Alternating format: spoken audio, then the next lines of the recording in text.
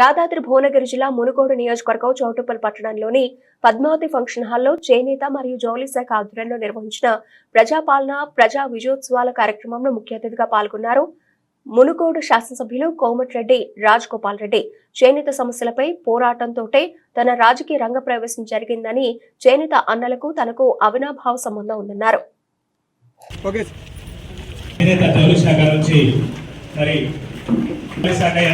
ప్రజాపాలన మరియు ప్రజా విజయోత్సవాలు మరి నడుస్తున్న సందర్భంగా మన గౌరవ ఎమ్మెల్యే సార్ గారికి చాలా కృతజ్ఞతలు ఇక్కడ వచ్చినందుకు, అదే విధంగా మరి గౌరవ చౌటుప్పల్ మున్సిపల్ చైర్మన్ గారు శ్రీ వెంకటరెడ్డి రాజు సార్ గారికి, అదే మునుగోడు కోఆర్డినేటర్ గారికి కూడా నేను హార్టీ వెల్కమ్ ఎక్స్టెండ్ చేస్తున్నాను. లక్ష్మీనారాయణ గారి, అలాగే నారాయణపురం సొసైటీ శ్రీ గొల్ల విఠల్ గారిని, కార్మికులు అందరినీ నేను స్వాగతం సుస్వాగతం చేస్తున్నాను ఈ కార్యక్రమానికి హాజరు కావడానికి. సార్, చేనేత మరియు జౌళి శాఖ యాదాద్రి భువనగిరి జిల్లా గారి ప్రగతి నివేదిక సార్. యాదాద్రి భువనగిరి జిల్లా నందు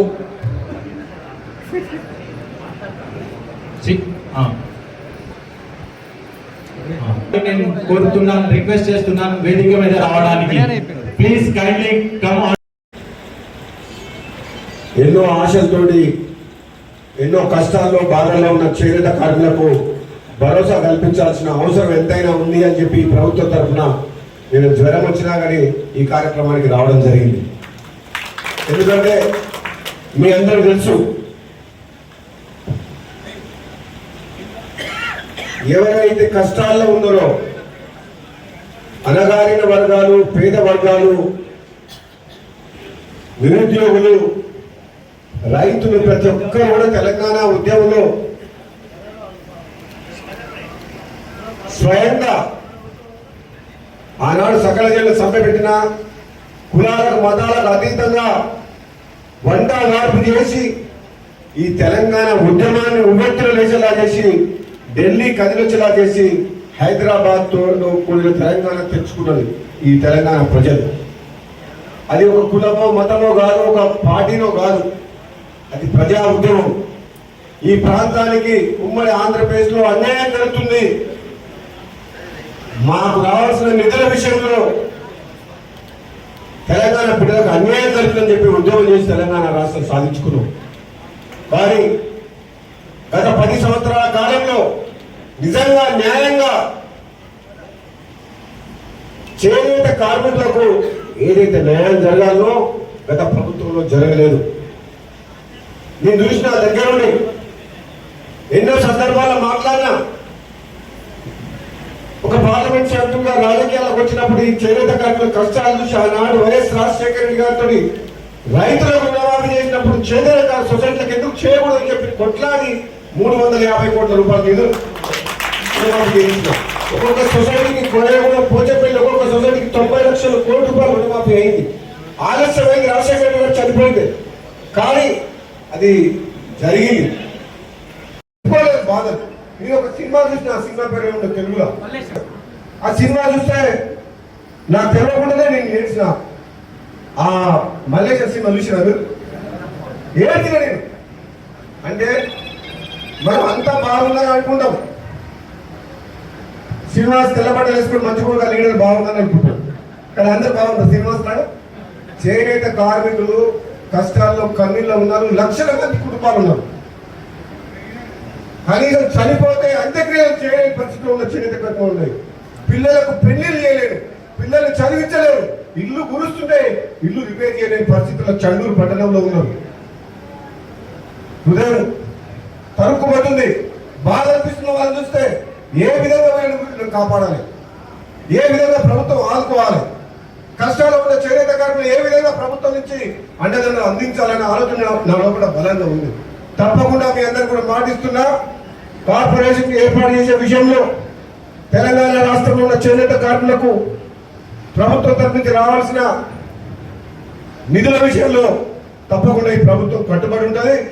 ఎవరో ఏదో చెప్తున్నారు, బదనాలు చేస్తున్నారు, సంవత్సరం అయింది ఏం చేయలేదు ఒకటే ఉరుకుర్కు పడుతున్నాడు. కేటీఆర్, హరీష్ రావు, కవిత, 5-6 మంది రోజు పేపర్లో చూస్తే లొల్లి లొల్లి లొల్లి లొల్లి. అరే నువ్వు 10 ఏళ్ళు ఏం పీకిందా మీరు? 20 సంవత్సరానికి ఎందుకు లొల్లి పెడుతున్నావు? 10 ఏళ్ళు ఏమనుకున్నారు? 10 సంవత్సరాల పాటు మీకు అధికారం ఇస్తే ప్రజలు ఏం చేసిండ్రు? ఒక్క సంవత్సరానికి ఎందుకు ఇంత రాద్ధాంతం చేస్తుంది మీరు? ఒక్క సంవత్సరానికి అంటే మంచి పనులు చేస్తుంటే, రైతుల రుణమాఫీ చేస్తుంటే, పేదలకు మహిళలకు బస్సు సౌకర్యం కల్పిస్తుంటే, గ్యాస్ సిలిండర్ ఇస్తే, ఉచిత కరెంట్ ఇస్తే, ఉద్యోగాలు ఇస్తే, మాకు మంచి పేరు వస్తుంటే, ప్రజలు ఆశీర్వదిస్తుంటే మీరు జీర్ణించుకోలేకపోతున్నారు అని చెప్పేది పోతున్నారు అనే విషయం మాకు అర్థమవుతుంది. మీ ఫ్రస్ట్రేషన్ అసహనం ఎంత ఘోరంగా ఉందంటే, ఈ కాంగ్రెస్ పార్టీ ప్రభుత్వం వచ్చిన తర్వాత పేదల విషయంలో ఉన్నదంతా ఊడ్చిపెట్టి రాష్ట్రాన్ని అప్లమాలు చేస్తే, ఈ రాష్ట్రాన్ని బాగు చేసే బాధ్యత కాంగ్రెస్ పార్టీ తీసుకొని రేవంత్ రెడ్డి గారి నాయకత్వంలో మేమందరం ఒక టీం లాగా పనిచేస్తున్నాం. ఎందుకోసం? ఆగమైన తెలంగాణని గాడిలో పెట్టాలి అని చెప్పి, ఈ తెలంగాణ కాపాడాలి, తెలంగాణ ప్రజల్ని కాపాడాలని చెప్పి మేము కష్టపడుతున్నాం. తప్ప మంచి చేయడం తప్ప, పేదల కోసం ఆలోచించడం తప్ప, ఇచ్చిన హామీలు మేము ఇయ్యలేదంటలేదు, చేస్తాం. మీరు వేచి చూడండి, ఒకటి తర్వాత ఒకటి రాబోయే రోజుల్లో కాంగ్రెస్ పార్టీ ఇచ్చిన హామీలన్నీ కూడా నెరవేరుస్తుందని చెప్పి కూడా ఈ సందర్భంగా తెలియజేస్తున్నాం. రాజకీయ కాంగ్రెస్ పార్టీని బదనాం చేయకండి. ప్రజలకు ఓపిక ఉన్నది, తప్పకుండా నమ్మకంతో గెలిపించిన ప్రజలకు మళ్ళీ మాటిస్తున్నాం. రాబోయే రోజుల్లో ఇచ్చిన హామీలన్నీ కూడా నెరవేరుస్తామని చెప్పేసి కూడా ఈ సందర్భంగా చెబుతూ, ముఖ్యంగా చేనేత కార్మికులను కూడా ఈ కాంగ్రెస్ పార్టీ రాబోయే రోజుల్లో ఆదుకుంటది. అందుకోసం మీ అందరి తరఫున మనందరం కలిసి పోరాటం చేసి మన హక్కు సాధించుకున్నామని చెప్పి తెలియజేస్తూ సెలవు తీసుకుంటాం. Thank you. చేనేత కార్మికులకు అండగా ఉన్నాం. అదేవిధంగా నాకు కూడా రాజకీయ భవిష్యత్తు కల్పించడంలో చేనేత కార్మికులు ఆ రోజు మహాకూటమి వ్యతిరేకంగా పోరాటం ఎంపీగా పోటీ చేస్తే చేనేత కార్మికులు అండగా నుంచి నన్ను పార్లమెంట్కి పంపించారు. అందుకనే మీ కష్ట సుఖాల్లో పాల్పంచుకునే బాధ్యత, ధర్మం నాది. ఆనాడు మీరు పార్లమెంట్కి పంపిస్తే చేతులు కట్టుకొని కూర్చోలే, కాంగ్రెస్ పార్టీతో కొట్లాడి, ప్రభుత్వంతో కొట్లాడి పార్లమెంట్ లో గొంతు వినిపించి తెలంగాణ రాష్ట్రం తీసుకొచ్చినాం. ఈనాడు కూడా మళ్ళీ మీకు మాటిస్తున్నా, ఈ చేనేత కార్మికులు కాపాడుకుంటూ ఎంత దూరమైనా పోరాటం చేస్తానని చెప్పేసి. దయచేసి ఇతర పార్టీ వాళ్ళు ఉండొచ్చు, విమర్శించేటప్పుడు ఎప్పుడు విమర్శిస్తారు. నేను ఈ పార్టీ ఆ పార్టీ అని చెప్పా. ధర్మం, న్యాయం చేనేత కార్మికుల వైపు ఉంది. వాళ్ళ భక్తులు బాగుపడాలి, ఈ ప్రభుత్వం ఆదుకోవాలి. కాబట్టి నేను పోరాటం చేస్తా. అందరూ కూడా ఈ పోరాటంలో నాకు మద్దతుగా నిలిచి నాతో పాటు రావాలి. ముఖ్యమంత్రి దగ్గరికి పోయి మీరొక్కరే కాదు, ముఖ్యులు ఒక ఎంతమంది వస్తారో ఒకసారి మళ్ళీ మా ఇంటికాడ కూర్చున్నాం హైదరాబాద్ లో, కూర్చొని ఒక వినతి పద్ధతి తయారు చేద్దాం. ఏ సమస్య మీద తయారు చేసుకొని మంత్రి గారి దగ్గర పోయి మంత్రి గారిని ఎండబెట్టుకొని డిప్యూటీ సీఎం దగ్గర పోయి బట్టి విక్రమార్క స్నేహితుడు, మిత్రుడు, అత్యంత సన్నిహితుడు, ఆయన ఎండబెట్టుకొని ఫైనాన్స్ మినిస్టర్ కాబట్టి ముఖ్యమంత్రి గారి దగ్గర పోదా, నేను అపాయింట్మెంట్ సెట్ చేస్తాను, మిమ్మల్ని తీసుకొని పోతానని చెప్పి కూడా ఈ సందర్భంగా తెలియజేస్తున్నాను. ఎందుకంటే ఇది దొంగతనంగా సాడుకు మాయమాటలు చెప్పి ఏదో ఎలక్షన్లు వచ్చినాయి ఓట్ల కోసం అని చెప్పి మాట్లాడేది కాదు. ఇప్పుడు ఏమైనా ఓట్లు ఉన్నాయా? 4 ఏళ్ళ దాకా ఏమైనా ఉన్నాయా? ఆదుకోవాలి. ఈ చౌటుపల్లి మండలం, మునుగోడు నియోజకవర్గంలో చేనేత కార్మికుల్ని, భువనగిరి పార్లమెంట్ నియోజకవర్గంలో చేనేత కార్మికుల్ని, తెలంగాణలో చేనేత కార్మికులు ఆదుకుంటానికి నేను పనిచేయాలి. నా డ్యూటీ అది, నాదొక బాధ్యత. ఇది పదవి మీరు ఇచ్చింది నాకు కిరీటం కాదు, మీరు ఇచ్చిన పదవిని నేను బాధ్యతగా భావిస్తున్నాను. కాబట్టి తప్పకుండా మీ సమస్యల మీద నేను పోరాటం చేస్తాను. అదేవిధంగా నిలబడిన వస్త్రాల కొనుగోలు విషయంలో కూడా టెస్కో ద్వారా ప్రయత్నం చేస్తాం. మొగ్గలు నేసిన చేనేత కార్మికులకు జియో ట్యాగ్ రాని వాళ్ళని కూడా కథలుగా రాసుకుంటున్నాం. వీటిని కూడా మీరు ఈ యాదాద్రి జిల్లాకు సంబంధించి మీరు వెంటనే యాక్షన్ ప్లాన్ స్టార్ట్ చేయాలని చెప్పి కూడా, ఏదైతే వస్త్రాల కొనుగోలు విషయంలో, సంఘాలకు ఎన్నికల విషయంలో, రుణమాఫీ ఎంత విషయం, పర్సనల్ కానీ క్యాష్ క్రెడిట్ కానీ, అదేవిధంగా ఈ జియో ట్యాగ్ విషయంలో కూడా మీరు చర్యలు తీసుకోవాలి. తప్పకుండా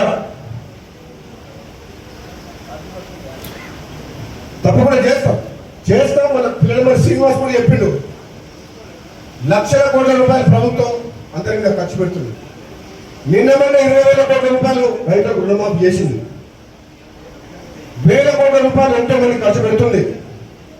ఒక చేనేత కార్మికుల కోసం ఒక మంచి పవర్ఫుల్ కార్పొరేషన్ ఇచ్చి దానికి నిధులు ఇచ్చి చేనేత కార్మికులు ఆదుకునే బాధ్యత ఈ ప్రభుత్వం మీద ఉంది.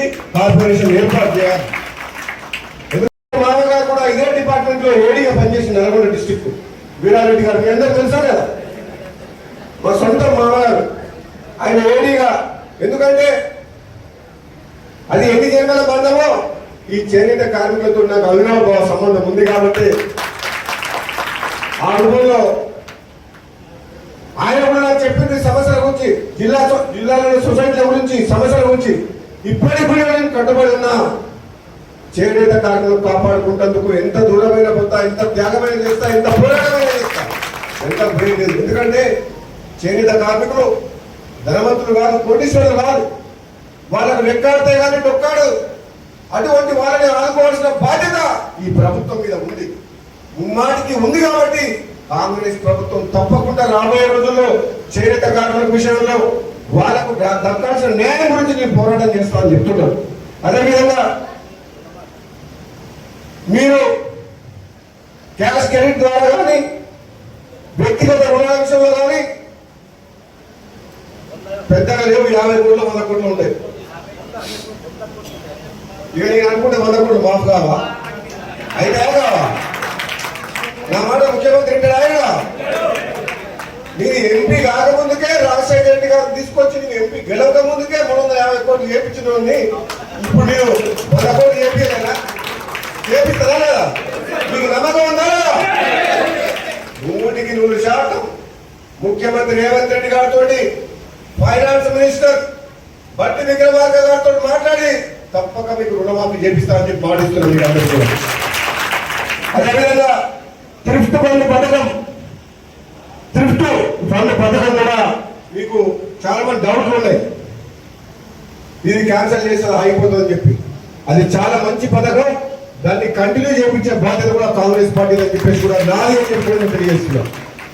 అదేవిధంగా చేనేత సంఘాలలో నిల్వ ఉన్న వస్త్రాల విషయంలో కూడా టెస్కో ద్వారా కొనుగోలు చేసేందుకు నేను వెంటనే రేపు ఒక్కరోజు కాదు ఎల్లుండి నేను తుమ్మల నాగేశ్వరరావు గారితో పర్సనల్ గా కలుస్తా. ఈ 4-5 డిమాండ్లని, ఎందుకంటే నాకు మాట్లాడాల్సిన అవసరం ఉంది. నా రాజకీయ